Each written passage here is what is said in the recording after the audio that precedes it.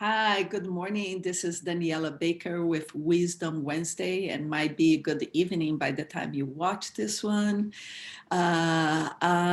Wisdom Wednesday, we invite entrepreneurs as well as professionals to come and talk to us and share their wisdom and their journey through when they started and where they are at right now. And today we have Catherine with us. And she is a business consultant and a coach based in Marietta, and is that Georgia? Yes. Okay, Marietta, and she's the founder and principal of Walton Birch, a consultancy that helps micropreneurs launch and grow their business. And again, I'm Daniela Baker, and good morning or good afternoon to you, Catherine. Thank you for having me. Good afternoon. Yeah, my pleasure. And so how did you, first of all, how did you hear about Career Up Now? How did we find you?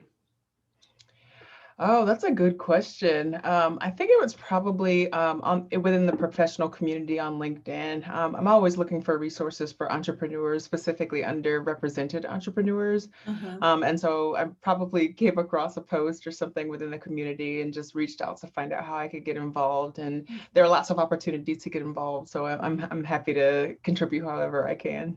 Great. Thank you so much for doing it. Appreciate it. And so tell me, what kind of consultancy do you do today? That's a great question. So when I started my consulting business, I started consulting in marketing because I have the most career experience in marketing. Prior to starting my own business, I worked in corporate America in marketing, communication, social media, kind of the web space like that. So when I started my own business, I thought it was a natural extension of that to go into marketing. However, working with micropreneurs, small businesses, entrepreneurs, that has migrated or morphed a little bit, especially after COVID. So for micropreneurs or solopreneurs specifically, these are very, very small businesses. They often reach out to a consultant when they need help with something. And it makes sense to reach out to a consultant when you need help with marketing or promoting your business or bringing traffic to a website or building a new website or something like that.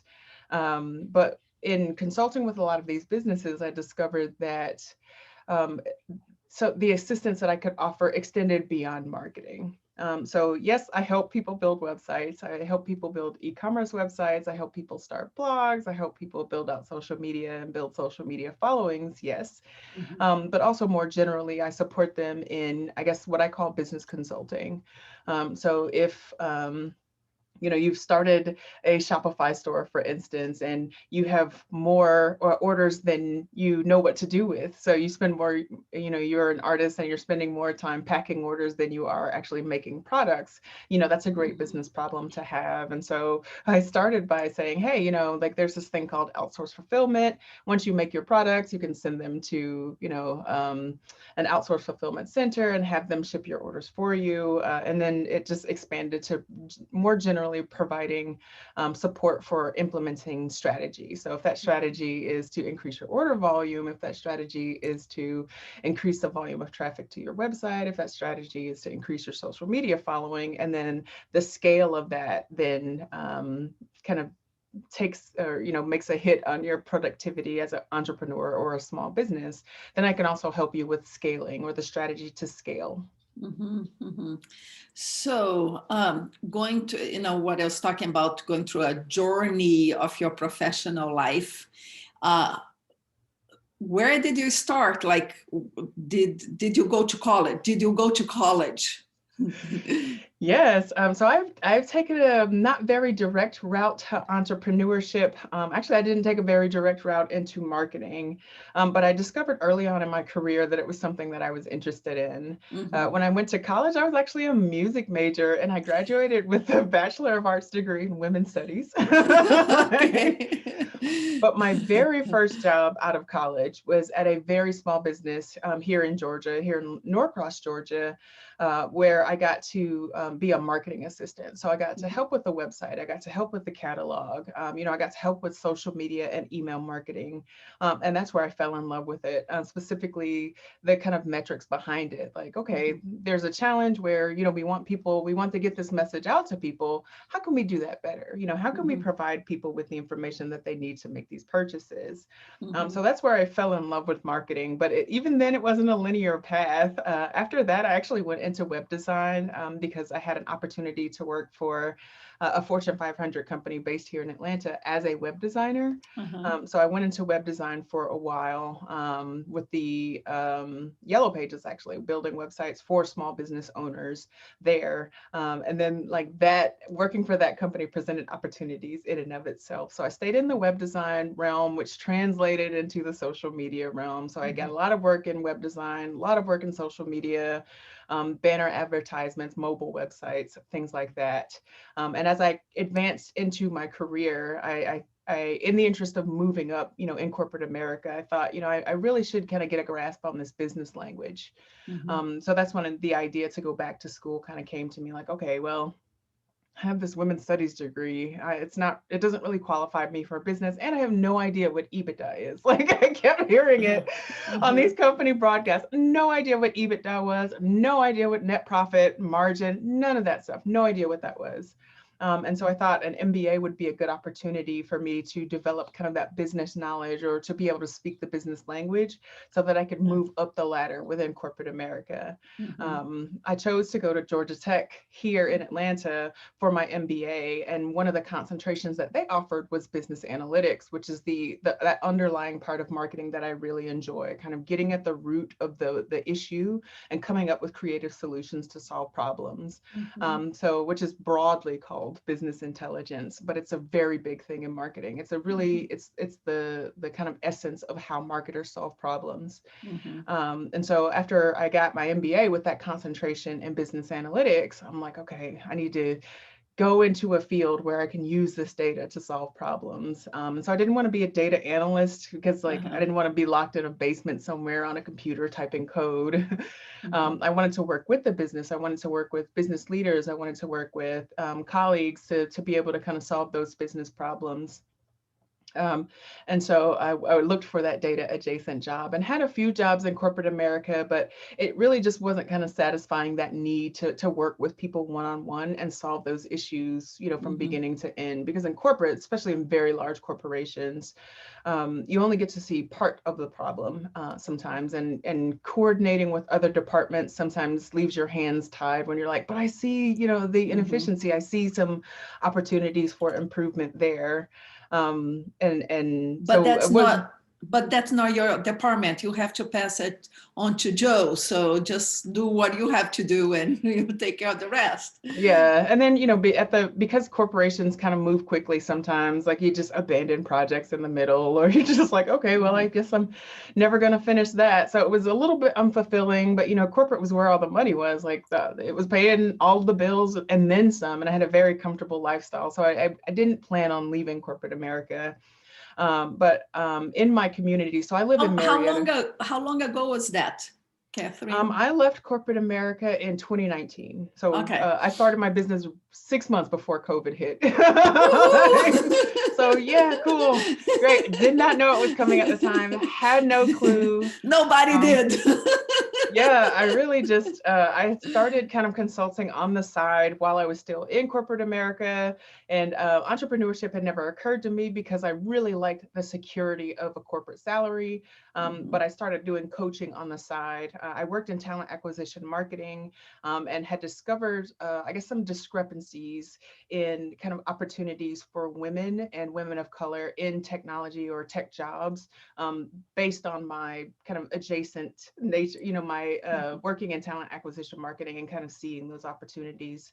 So I started coaching women and women from underrepresented groups on basically how to leverage some of these tools like LinkedIn and Indeed and their networks and knowing how recruiting works to help them leverage that knowledge to get jobs in tech or tech adjacent jobs. And that was really fulfilling. So that's what led me into entrepreneurship. And you did that parallel to the job that you Mhm. were having in corporate America at the time, but you just, so you're feeling so unsatisfied with the compartmentalized way that corporate America work, and seem like you like people at least have more face to face with your clients, and that is what kind of give you the impulse to leave your job, even though it seemed like you're a little concerned or maybe even afraid of living like this stable paycheck at the end of the month, to just like, oh, what is going to happen? Definitely. The paycheck was a big source of security, but being that close to a position where I could potentially help like women and minorities and still not being able to help women and minorities was a huge kind of like inner conflict for me. So working in talent acquisition, everybody thinks that you can get them a job, but then you're seeing, these big, huge discrepancies in why women of color specifically aren't getting employed, and then you start to feel like part of the problem at that point.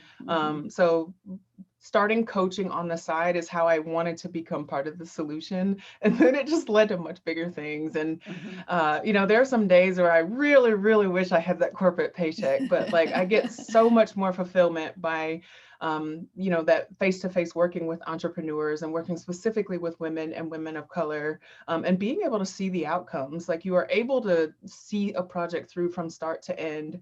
And if something extends outside of marketing into operations or into branding, or into website design, you're able to make those recommendations, you're able to make those connections. So it's a lot more fulfilling, even if it is a lot less secure.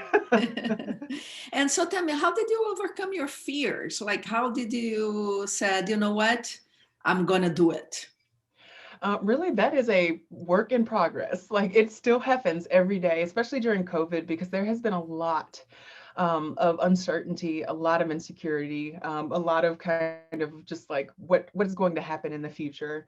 And so every day, you wake up and you're just like, I'm not sure how this is going to work. And when I left corporate America, or when I first started consulting, my plan was to consult for larger small businesses. So the small businesses that could do those large contracts that could kind of get me salary wise where I was in corporate America. But like purchasing at that kind of firm just kind of shuts down when the economy is not doing very well. And then also within my own community, some of the brick and mortar stores were just suffering. Like they depend almost entirely on foot traffic. And in Georgia, they shut down everything, and every non-essential business in Georgia was shut down for a few days, maybe even a week, which created a tremendous problem to some of the business that I'm following locally here in Smyrna and Marietta. And so I just reached out to them saying, hey, like, I know, you don't really have a website, but we can at least, create a basic e-commerce kind of hybrid where people can buy things online and pay for them online and then drive through to pick them up, and just started reaching out to local businesses that way. And that's how I got more involved with solopreneurs, micropreneurs, like super small businesses in my local area.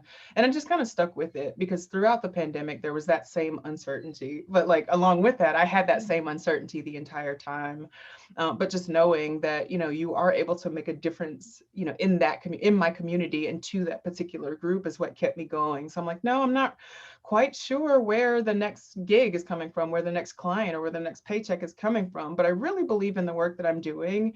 And I really believe that it does make a difference. So I'm at this point just hoping that it turns out for the best. And it's been that way for the past year. I think I would say maybe in the past few months now, as the whole like kind of vaccination thing and the COVID restrictions are being lifted, I've gotten to a point where I'm a little bit more optimistic about, okay, well, this is working. I feel a lot more confident, a lot more secure in this. But yeah, for the past year, every day has been okay, I'm not quite sure what we're going to get into today, but we got to keep going because what we're doing is important and it's making a difference. Right.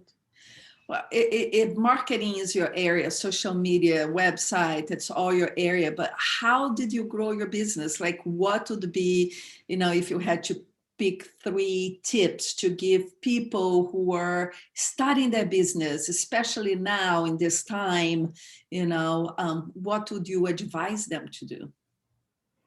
Oh, that's a good one. And I talk about this a lot. So I've Oh, led good. a lot of workshops. Yeah, I actually lead workshops for people that want to start businesses, primarily on things that are related to marketing. But the biggest things and the things that I get the most questions about, the things that I do the most workshops about are websites and starting websites. And then just generally, how to promote your business, how to grow your following. And both of those things are tied back to having a website on your own kind of custom domain, not necessarily like a platform where it's somebody else's site, like like the Wix sites where it's like catherinescakes.wixsite.com. So like having your own custom domain because it looks a little bit more professional, and then you own your content versus your content being hosted somewhere else. So having your own website is the first recommendation I always make.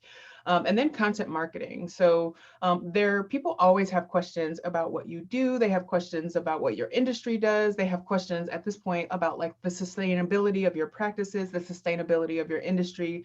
People always have questions about things that they spend money on. And so content marketing is basically going online and talking about what you do that in a way that answers those questions, in a way that engages people with your mission, with your company, with your vision, with your product, and then just kind of connects them to those resources that they're already out there looking for. So have a website, do content marketing. And then if your brand, for people where the brand is them, so where if you make your product, or if you're otherwise closely tied to that product, or if you provide a service because you are that brand, to make sure that you show up in that, your personality shows up in that, your actual face shows up in that, the behind the scenes of how things work, because especially during COVID, people are very interested in supporting their local communities and supporting these small business owners, in connecting with some of the resources that they need and not necessarily fueling some of the, big businesses that are still making millions of dollars while everybody else is out here really stressing about where their next paycheck is coming from.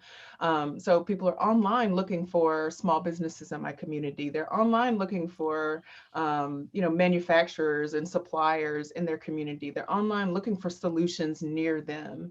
And so content marketing is basically providing that solution for people to find. So if you have a brick and mortar store, talk about your local community. Say, I'm a boutique located in Marietta. I am a sustainable clothing brand located in Marietta. So those are the two things. Have a website, custom website on your own domain, and do content marketing. So talk about your business, talk about your products, talk about how things are made, and what the secret sauce is. So those are the two biggest things. Excellent. And for business that are like more services, consultancy, coaching, how does Facebook groups work? Do they work well, do you think?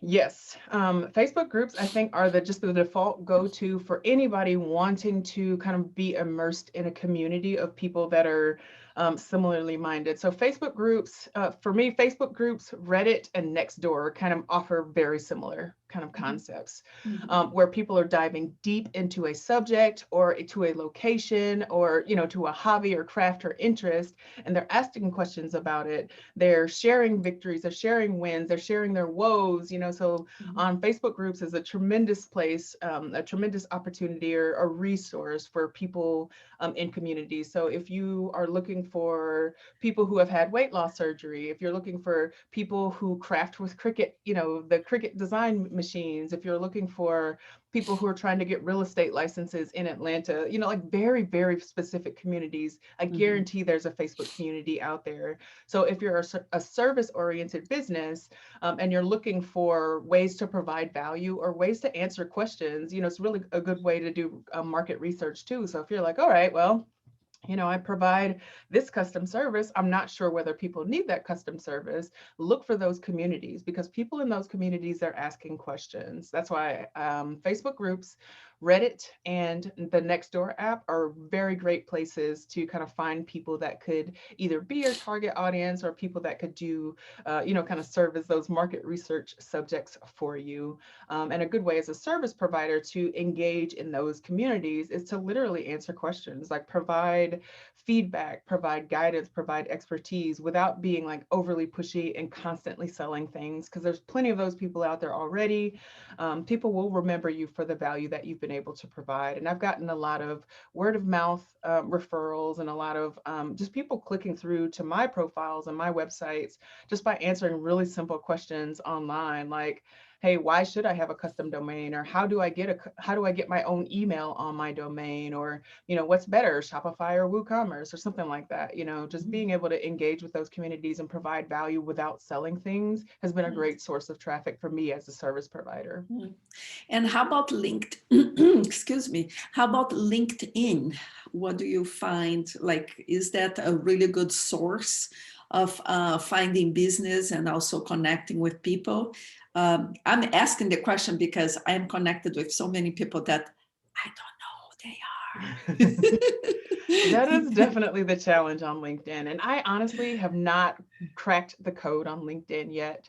I am on LinkedIn as a way to kind of build a network because LinkedIn has a really good search function. So if you're like, do I know any rocket scientists? You can actually go to LinkedIn and type in rocket scientist and see who in your network is a rocket scientist. You just gave me an idea. And so like that, I definitely know LinkedIn is a good way to do that. I'm not quite sure from a content perspective how LinkedIn kind of works because, there is that balance of people kind of in corporate jobs who are looking for, corporate connections and people in the sales space who are trying to sell things, and then also randomly recruiters. Like there's so many people on LinkedIn. It can be a lot. If you are a person that has connections from people you went to school with, people who have worked with in other jobs, and especially me coming from corporate America, going into entrepreneurship, my network is huge. So the content that shows up in my feed is all over the place.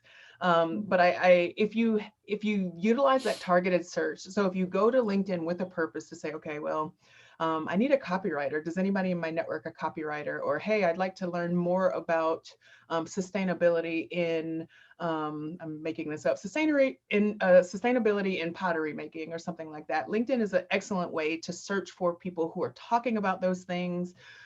People who are in your network who have those types of connections. And it's a really easy way to reach out to them, like reach out to the people without any kind of pretense and say, hey, I saw on your profile that you do this, you talk about this. Can we have a coffee chat? Can we have a conversation?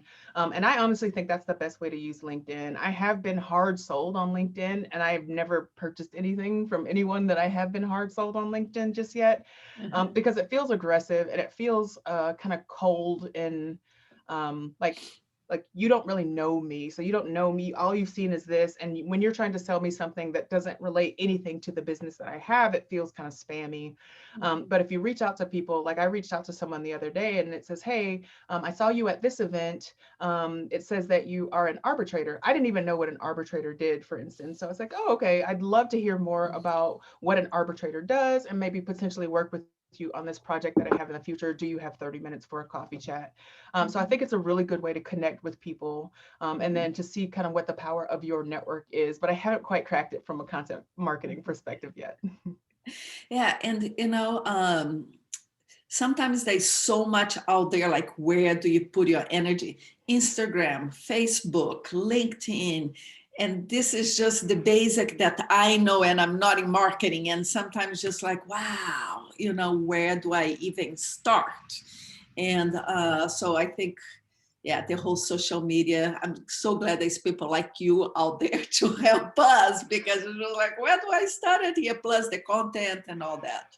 Yeah, I am. So I don't know if I'm like a lot of other marketing kind of professionals in that, like, I know, especially now, as someone that used to work in corporate and now has their own business, like how difficult it is to be every person in my business. I joke, I made this video for Instagram. Instagram's my platform of choice. But I made a video for Instagram that was like a day in the life of small business owner. And so, I stood next to my coffee maker and, like I'm an intern because I'm making coffee, and then I'm the receptionist, I'm answering the phones. I'm also the accountant with the giant checkbook, I'm the marketing, director, I'm the CEO, and then the sales director and everything, and I joke about having staff meetings with myself because I'm doing everything. And so when I work with small businesses and they want to use social media to grow a following, I kind of ask them what their tolerance for, I guess not risk, but their tolerance for kind of those metrics is. Because like, I think TikTok is a great way to go viral, but like, you could 10 million people could see your post one day, and then two could see your post the next day. And some people just don't have the tolerance for that. And they really just don't have the time to just be constantly posting content. So I work with businesses, I recommend that they pick one, maybe two, that kind of match up with the frequency with which they can create and post content, and then the type of content they want to post. Not everybody wants to do video. Not everybody wants to be in front of the screen. Similarly, not everybody wants to write blogs as well. So when I work with businesses, I literally just say, pick one, like think about where your audience is, think about what type of content you can reasonably put out on a regular basis. And then let's start there and then grow from there. So it's doable, and you don't necessarily need to be on all of them. And I'm not sure, like I've seen these superhuman people that are all everywhere all the time. As a person who runs a business, I am not one of those people. Well, you gave a very good picture there. It seemed like, from the coffee maker, janitor, to all the way to the CEO, just like, Yes. How many hats can you wear in one day? So one day. yes. Well, to me, it did sound like a superhero, superhuman women story there. Yeah. So I'm interested, we kind of brush over it, but you went to music school. Yes. So we're going to go all the way back, I don't know, 15 years ago. I don't know. You look very young. It may have been longer than that, but yeah, it was a while ago. Yeah. So, okay. How did you get into music school? It's just like, I don't know what to do. I have to pick a major. I like singing, and I'll go music. How did you do that? Basically, when I was graduating from high school, and based on, like, I had a kind of tumultuous teenage year, so I got kicked out of my parents kicked me out, so I went to college a year earlier than Catherine, don't say that, because I'm like, what? I have a 15-year-old. I'm not gonna kick her out of the house, but sometimes I tell you. Yeah, so I wasn't anticipating that. But like, it's 16, 17, like you don't really know a whole lot about your future, or, some people don't. Some people have known that they have wanted to do one thing their entire lives. And I wasn't necessarily that person. There were a lot of things that I was really good at, and I was actually a pretty good student. But all I knew is that I needed to go to college and get a good job. Like, I didn't know which college I wanted to go to. I didn't know what I wanted to get a good job in. But I started playing music. I started playing piano at age 11, I think, 8 or maybe 11 or 12, and then started playing the cello a couple of years after that. And I really, really enjoyed playing cello. So when I went to school and found out that there was a music department at the school that I went to, and that cello was one of the majors, I was like, well, that's easy. I really enjoy music. I would love to develop my skill in this area, and just be involved in that. But it didn't really work out for me. I think the music program at the school that I went to was very small. So I probably would have done music a little bit better at a larger university, but I went to a very small school. And that's how I ended up doing kind of a more academic focused major. But yeah, so I started out in music, and then I think I tried out sociology for a while. And while I really enjoyed that, like writing all the papers was a lot. I was just like, I don't really want to do this. And tried out a couple of other majors before I settled on women's studies. And it was really just kind of the theory behind it. I really love theory. I love talking about where we've come from, and where we're headed. And then kind of what are the challenges that are preventing us from getting there? And that's what women's studies is, at its essence. There's a lot more involved than that. But yeah, so that's how I ended up majoring in women's studies, because I took a lot of women's studies classes, but I didn't necessarily know how to parlay that into a career. But I still do enjoy that. I enjoy the theory. I read all the time. I love books by people like Malcolm Gladwell, and I'm reading Amanda Duckworth right now. She's wrote Grit, which is a really great book. I'm also reading Caste by Isabel Wilkerson. So I really love books that kind of talk about these social issues. But I'm also, as a consultant, kind of thinking about, okay, we have these social issues. These social issues are kind of challenges from getting people underrepresented, maybe marginalized people, to kind of see their full potential in society as entrepreneurs, as people in corporate America, as insert, title here. How can we connect those dots? And so I've started some initiatives lately to try and connect those dots. Like I actually, with a co-founder, started a organization called the Black Lady Business School, because there's a gap between kind of Black women and entrepreneurial success, despite the fact that Black women are the largest or the fastest growing group of entrepreneurs and the most educated demographic in the United States. So the demographic with the most education, so like the most degrees and things like that. But there's not necessarily kind of parity with that. You're not seeing Black women as CEOs. You're not seeing Black women as, the most successful entrepreneurs. You're not seeing Black women as like the highest, most profitable group of entrepreneurs. So like my question is, okay, what's the essence of that? What's at the base of that? And there are a few things that are involved in that. And so my colleague and I founded Black Lady Business School to try and address those issues, because yes, education is one of the challenges, but also kind of access to resources. And so when you go to business school, yes, you take classes, and yes, you have the practicums and the internships and everything, but you also get a network of alumni that you can, reach out to, or have those informational interviews with, or, reach out to on LinkedIn when you're looking for that job or looking for that opportunity. And so creating just a group of people that are kind of bonded around that similar experience that you can leverage as a network of resources is one of the things that led me to lead or to co-found Black Lady Business School. So that's one of the things I'm working on right now. Oh, that's wonderful. That is so great. And that there in Atlanta that you're doing? Yes, yes. Oh. So we are we literally just got started. We're doing the programming planning right now. There are some, like, I guess, incubators that we're kind of participating in. So we're hoping to roll out a lot more of that in the next few months. But yeah, like that background in women's studies where we understand the issue, we're just like, there's a disparity between the number of Black women that are doing entrepreneurship and then the amount of education that Black women have, and those kind of traditional kind of success measures. How can we help bridge that gap? And there are lots of people trying to address the problem from a raising capital perspective, from supporting their business perspective. But I really do think another element of that is that social group, that network, that strong network that can help provide that visibility, that can help provide resources, partners, employee talent, networking, things like that. So we just wanted to kind of step into that spot, specifically in Atlanta, and fill that gap. All right. Oh, wow. Excellent. Congratulations. I wish you a lot of success with that. Thank you so much. Yeah, definitely. And so did you have mentors throughout, okay, so you did the music school, you got out, and it seemed like you did not go into music at all. You went into marketing right then and there. And did you have mentors during that time, people that helped you out?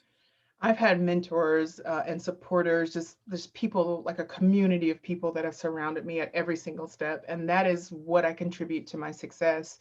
Really just people who are willing to kind of point you in the right direction, willing to make that recommendation or make that introduction for you. I currently have a ton of mentors. And before I go into that, I will say I am still involved in music. I play in a local orchestra here in Atlanta. I play cello in the orchestra. I'm also taking trumpet lessons and relearning piano. So I'm still involved in music. It's just not professionally. It's really a hobby at this point.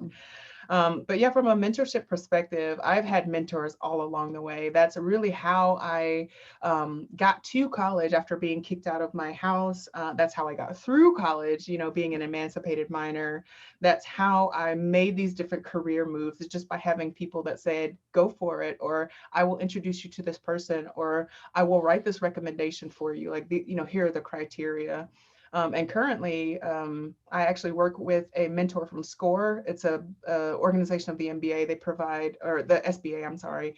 They provide mentors on different types of topics. So my SCORE mentor has really been good at helping me to get my business off the ground and put some structure behind the processes, and to be able to be all those people in one business, and to be able to find time to do all of that, the business development, the sales, and then to actually do the job that I'm trying to attract the clients to. So my SCORE mentor has been instrumental in that.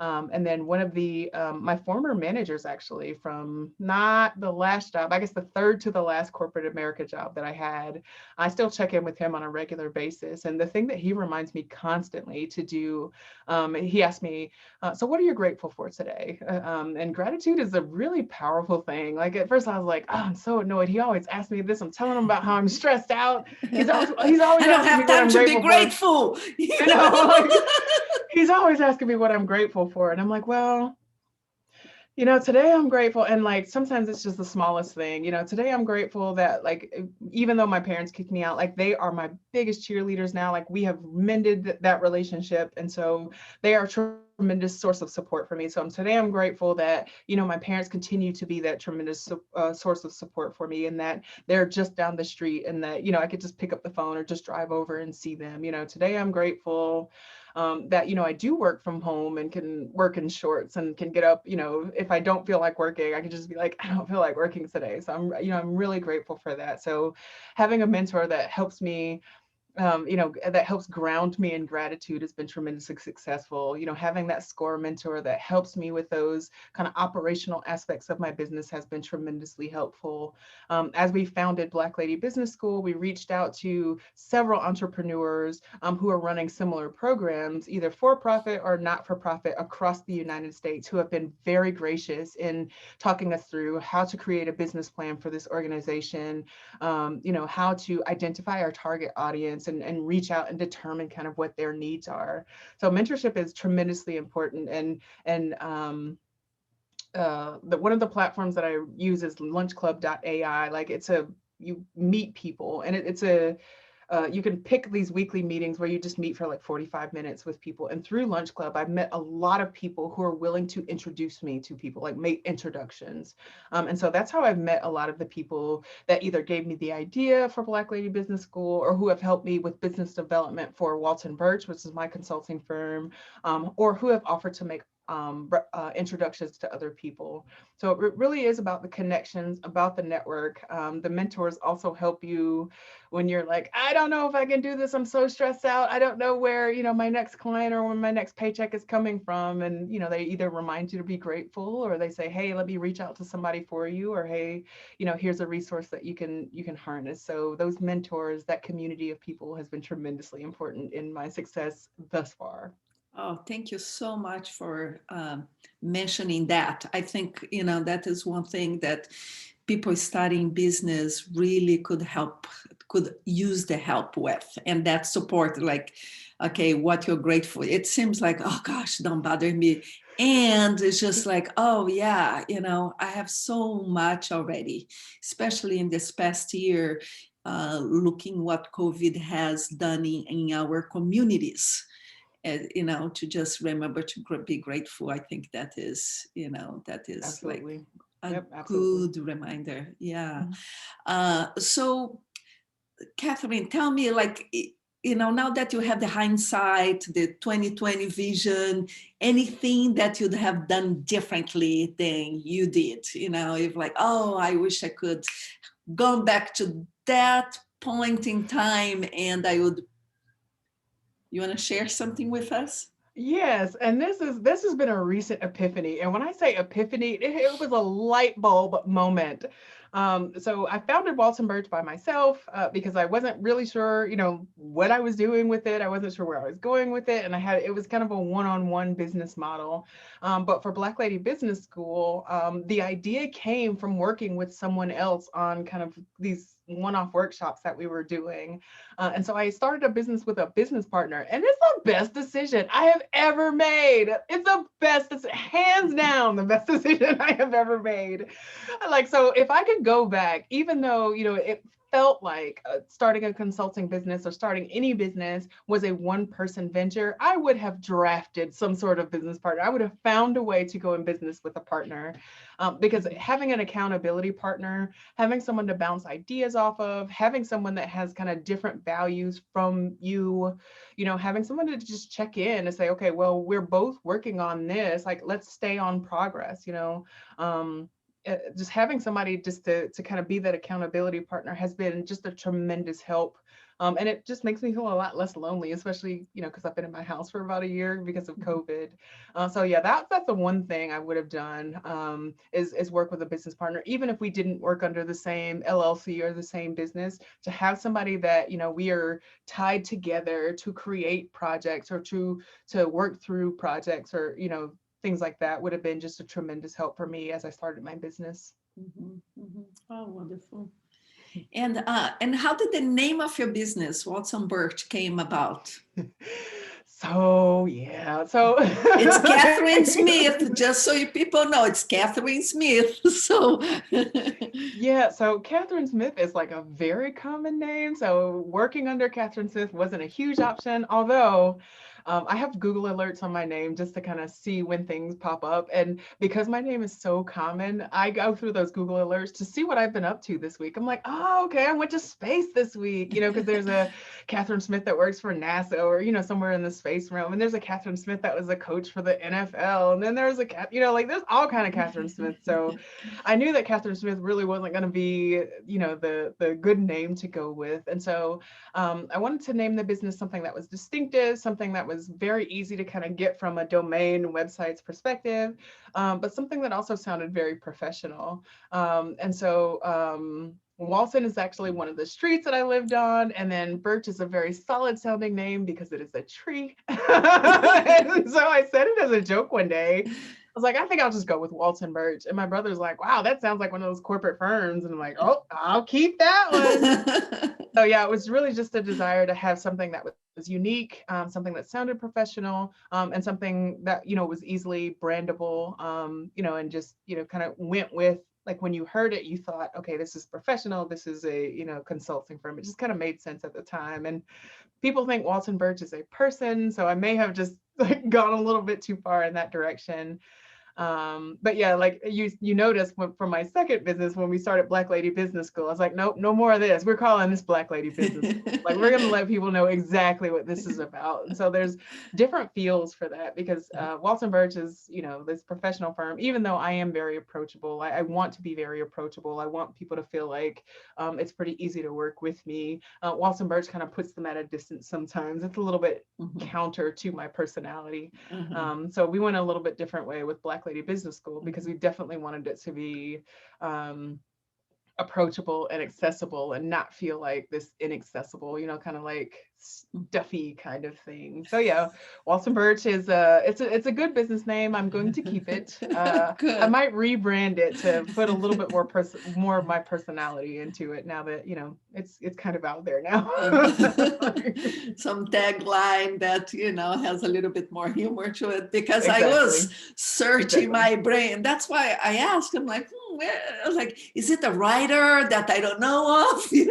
No, it's literally like the name of a street and a tree. Like, those two, it works well, apparently, because people people definitely get the kind of corporate vibe when I tell them, and it's just like, no, it's not like, it's like it's approachable. Yeah, maybe because of the birch, but it's a very solid professional name. I consider that to be my greatest feat in marketing. I was like, wow, I did a really good job with that. So yeah. Oh, Catherine, we are approaching the end of our conversation here, and like, I know you gave so much already today, from tidbits of pursuing marketing to just what you shared with us about your journey, but any other piece of wisdom that you'd like to leave our Career Up Now audience with, something that you're like, oh, I wish somebody had told me, or somebody did tell me this and it's been very useful? Oh, there's so much of that. And as you ask me that, I'm like, wow, I should write things more often, because I really just want to share all of that knowledge. But when I'm working with people and they're talking about things that just seem impossible or seem insurmountable. And they're just like, I have no idea where to even begin with that, because that's a huge problem. And that's a kind of show-stopping problem, is where people kind of run into problems and they're just like, I don't know where to get started. This feels like a very big thing. I don't know if I can do this. The advice that I give people all the time is to start somewhere. Literally pick one thing that gets you closer to where you want to be and do that thing. And sometimes you don't actually have to know what the end goal is. You know, if you're just like, well, I want to have my own business. I don't know what that means, you know, then Google like what types of businesses can I start, you know, pretty easily. But like literally just pick one thing and start somewhere. Start somewhere with one thing that will get you closer to where you want to be. And you'll find that you can build momentum that way. I found that personally, and I found that to help with clients as well. And you know, even starting with those little things and getting those wins or getting that information really helps, you know, when you're trying to go for the long run. So yeah, my one bit of advice would definitely be to start somewhere. Mhm, mhm. Well, thank you so much for taking the time to talk with us today. I wish you much success with your business and also with the business Black Lady Business School. Did I get it? Thank you so much. Yes, yes, yes, yes. And Watson Burt Consultancy. Yes. Yay! Thank you. Thank you. Thank you. And I'm glad that you live just down the street from your parents and can drive there very easily. And so thank you so much for your time. I really appreciate it. Thank you so And much. yes, and yeah, and you know, hope to connect with you soon. Thank you. You take good care, Catherine. All right, thanks. Bye bye. Bye.